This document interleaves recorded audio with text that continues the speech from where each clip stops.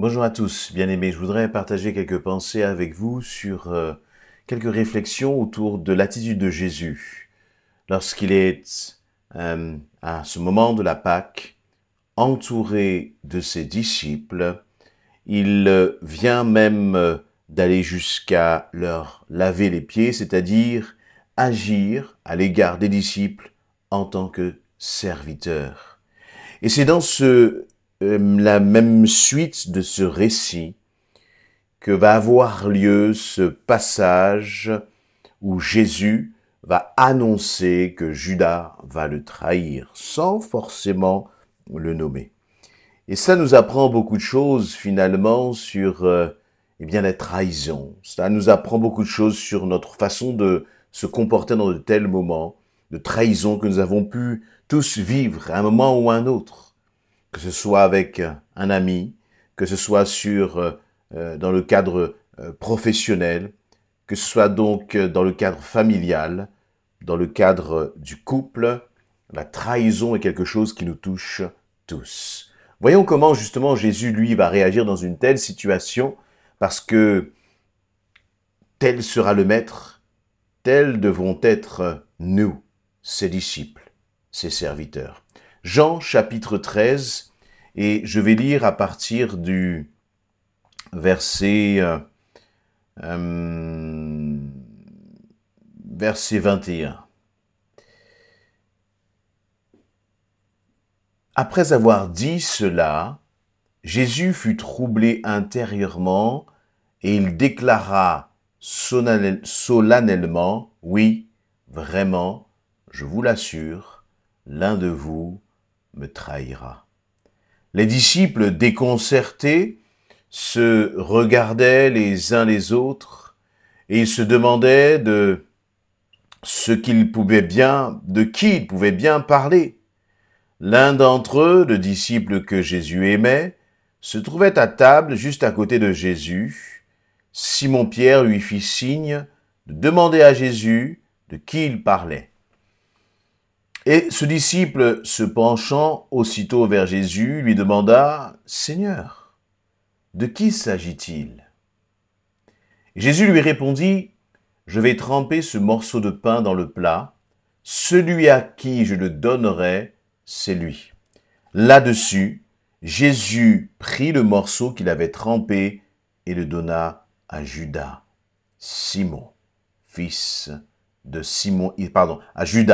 fils de Simon Iscariote. Dès que Judas eut reçu le morceau de pain, Satan entra en lui. Alors Jésus lui dit, « Ce que tu fais, fais-le vite. » Aucun de ceux qui étaient à table ne comprit pourquoi il lui disait cela. Comme Judas gérait la bourse commune, quelques-uns supposèrent que Jésus le chargeait d'acheter ce qu'il leur fallait pour la fête ou de donner quelque chose aux pauvres. Dès que Judas eut pris le morceau de pain, il se hâta de sortir. Il faisait nuit.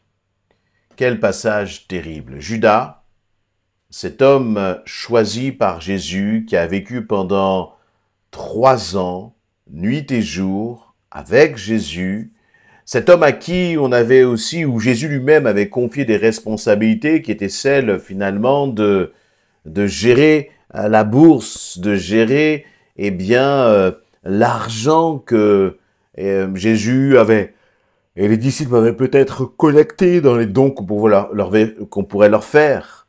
Eh bien, c'est ce même homme pour lequel Jésus va identifier qu'il va agir avec traîtrise, trahison. Jésus va dire, vraiment, je vous l'assure, l'un de vous me trahira. Et donc, dans toute cette série de passages, on voit qu'il y a des avertissements de la part de Jésus. D'une certaine façon, Jésus est en train de parler. Et vous savez, lorsque vous savez que vous êtes en faute, eh bien, vous savez exactement que le Saint-Esprit est en train de vous parler. Les autres ne comprennent pas peut-être ce qui est dit. C'est comme pendant un temps de prédication, par exemple, vous savez que la prédication vous touche profondément, personnellement. Vous savez qu'elle vous amène à une remise en question. Les autres peut-être reçoivent le même message que vous, mais ne l'entendent pas, elle n'a pas le même impact parce qu'ils ne sont pas dans la même situation que vous. Et j'imagine donc Judas dans ce moment où finalement, lorsqu'il entend, je vous l'assure, l'un de vous me trahira, il sait au fond de son cœur que c'est lui. Il sait au fond de son cœur qu'il est pleinement concerné. Mais après ce premier avertissement, il aurait pu donc bien lever la main et dire, bien, c'est moi, je le reconnais. Je reconnais que j'ai dans mon cœur ce projet de trahir Jésus pour quelques pièces d'argent. Et ça aurait été là pour lui une formidable occasion de repentance, mais au contraire, il ne dit rien. Les autres disciples sont déconcertés, ils se regardent les uns les autres, ils se demandent de qui est-ce que Jésus pouvait bien parler. Mais lui, Judas, il savait très bien de qui Jésus parlait. Lui, Judas, il était pleinement concerné par cette situation. Les autres regardent à droite à gauche sans comprendre. Et puis, Jean va se rapprocher de Jésus. Et puis, à la demande de Pierre, eh bien, Jean va demander à Jésus, mais Seigneur, de qui s'agit-il? Et Jésus va répondre, je vais tremper ce morceau de pain dans le plat. Et celui à qui je le donnerai, c'est lui. Et donc, Jésus a fait ce qu'il a dit. Il a trempé le morceau de pain dans le plat. Il a donné ce morceau de pain à Judas. Et Judas a reçu le morceau de pain. Et là aussi, c'était une autre occasion pour Judas de se repentir, de se ressaisir, de dire, eh bien voilà, je suis, eh bien mes intentions de cœur sont dévoilées, je le reconnais, c'est moi. Mais au contraire, il ne va rien dire. Compromis sur compromis. Je dirais même hypocrisie sur hypocrisie. Mais l'objectif là, bien sûr, ce n'est pas de juger Judas. Mais l'objectif de mon partage, c'est de nous mettre en garde. Combien de fois Dieu t'a-t-il repris? Combien de fois Dieu t'a parlé tantôt d'une façon, tantôt d'une autre? Et tu n'as pas écouté. Tu as persévéré sur ton chemin là de rébellion, de résistance. Ton chemin de déni. Parfois, on est dans le déni alors qu'on sait qu'on est en train de pécher. Et c'est exactement ce qui est arrivé à Judas. Conséquence de tout cela, il y a cette phrase terrible qui nous dit « Satan entra en lui ». Alors Jésus lui dit « Ce que tu fais, fais-le vite ». On peut tirer, je pense, quelques pensées de ce verset. Premièrement, ce que je vois, c'est que Satan est entré en Judas. Pas tout de suite, pas dès le départ. Mais finalement, plus Judas résistait aux appels à la repentance que le Seigneur lui a envoyés. Je le rappelle. Premièrement, verset 21, Jésus va dire « L'un de vous me trahira ». Personne ne comprend. Judas ne se manifeste pas. Deuxièmement, Jésus va aller un peu plus loin dans la possibilité qu'il va offrir à Judas de se repentir. Et il va lui dire, eh bien Judas, il va dire, à l'ensemble des disciples, voilà, je vais tremper le pain là dans la sauce, et puis dans le plat, et puis je vais donner ce morceau de pain à l'un d'entre vous, et celui à qui je donnerai, c'est lui qui me trahira. Donc, une deuxième occasion pour Judas de réagir, de se ressaisir, comme je l'ai dit, il passe à côté.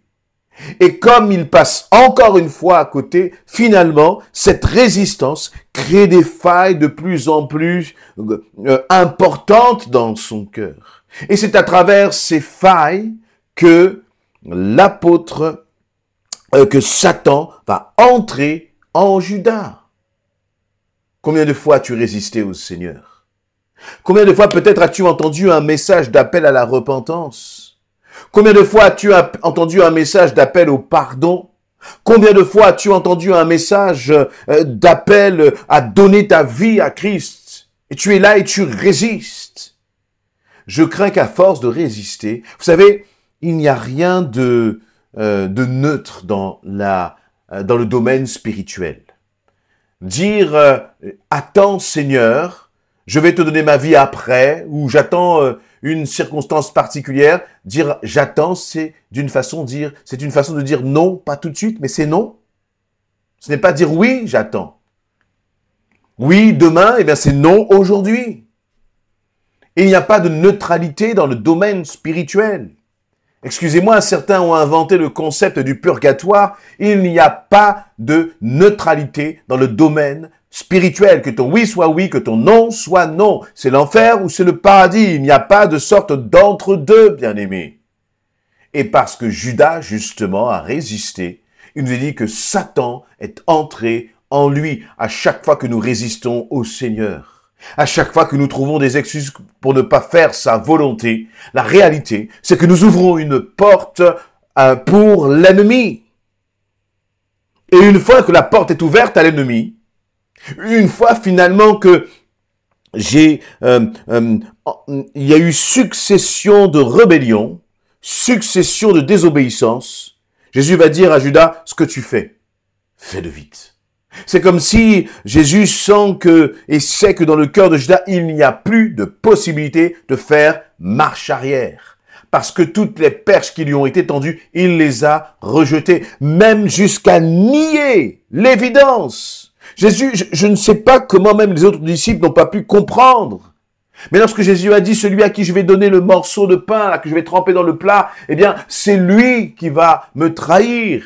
Et Jésus a pris le morceau de pain et il l'a donné à Judas devant tous. Et malgré que les choses devenaient évidentes, aucun des disciples n'a compris ce qui se passait. N'a compris que Judas aurait pu vendre Jésus, trahir Jésus. C'était loin de leur pensée. Mais c'est ce qui s'est passé. Et donc le Seigneur a senti qu'il y avait tellement une couche de rébellion qu'il n'a pas dit, il n'a pas insisté plus que ça. Il a dit à Judas, Judas, fais ce que tu as à faire, fais-le, fais-le. Et il y a un point là quand même, vous voyez, c'est que Jésus n'a pas le pouvoir de changer, de sauver Judas. Il n'a pas eu le pouvoir de lui faire revenir de son plan de trahison. Comprenez ce que je veux dire? Jésus peut le faire, mais ne le fera jamais de force. Il respecte la volonté de Judas, comme il respecte la volonté de peut-être des membres de nos familles qui ne veulent pas Christ. Il respecte la volonté de tes collègues de travail, de ton voisinage qui ne veut pas Christ. Mais je crois que nous devons continuer de persévérer en annonçant, en partageant le message de l'Évangile. Nous devons continuer d'annoncer que Jésus est Seigneur, Jésus est Sauveur. Nous devons continuer d'annoncer la puissance, les conséquences, plutôt par la puissance, mais les conséquences du péché sur notre vie, sur la vie de ceux qui nous entourent. Nous devons continuer de parler, continuer de partager cette parole de vérité. Et puis, finalement, c'est à chacun de se positionner. Mais, comme la Bible le dit, comment croiront-ils s'ils n'entendent pas? Judas a entendu les paroles de Jésus. Pourtant, il s'est endurci. Endurci à tel point que finalement, il a vendu Jésus. Verset 30, dès que Judas eut pris le morceau de pain, c'est-à-dire, il a pris un geste d'amour de la part de Jésus. Dans cette idée de ce pain qui est trempé, qui est donné à Judas, il y a encore une fois un geste d'amour de la part de Jésus. Après leur avoir lavé les pieds, là maintenant, il est en train de les nourrir. Et malgré le fait que Jésus est en train de nourrir Judas, la première chose qu'il va faire, il va prendre ce morceau de pain, il va se hâter de sortir pour rejoindre en fait les ennemis de Jésus. Et il nous dit à ce moment-là, ce verset très court, il faisait nuit. Il faisait nuit. La résistance, la rébellion amène le malheur. Par contre, la soumission, la repentance, amène vraiment l'éternité dans nos cœurs. Là où il devrait y avoir les ténèbres, justement, là où la nuit devait s'abaisser, eh bien finalement c'est le soleil qui vient rayonner, qui vient éclairer ton cœur parce que tu auras décidé de dire « Seigneur, je te demande pardon, je veux faire selon ta volonté, je ne veux plus résister. » Parce que combien de fois Jésus est venu te laver les pieds, combien de fois Jésus est venu te donner ce morceau de pain qu'il t'a tendu en te disant « Tiens, mon enfant, voici encore une marque d'amour. » Mais cet amour de Jésus, c'est à nous de l'accepter, de le recevoir, de capituler de capituler devant sa volonté. Obéis, écoute au Seigneur, parce que sinon, attention, tu risques de laisser Satan entrer là où il n'a pas sa place, dans ton cœur. Bien-aimés, soyons ces hommes et ces femmes qui ne résistons pas. Peut-être qu'il a eu honte devant tout le monde de dire « c'est moi », devant tous les disciples de dire « c'est moi cet homme dont Jésus parle, c'est moi ce traître ».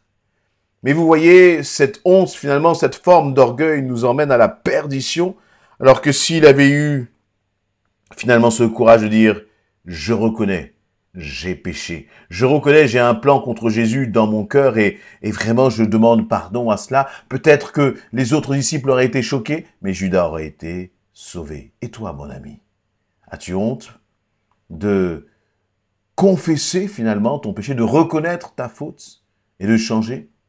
As-tu honte? Vas-tu continuer de marcher justement dans la dissimulation, la cachotterie et finalement l'hypocrisie? Ou au contraire, veux-tu être à nu devant le Seigneur, afin que le diable n'ait aucune place dans ton cœur, dans tes pensées et dans ta destinée? Amen.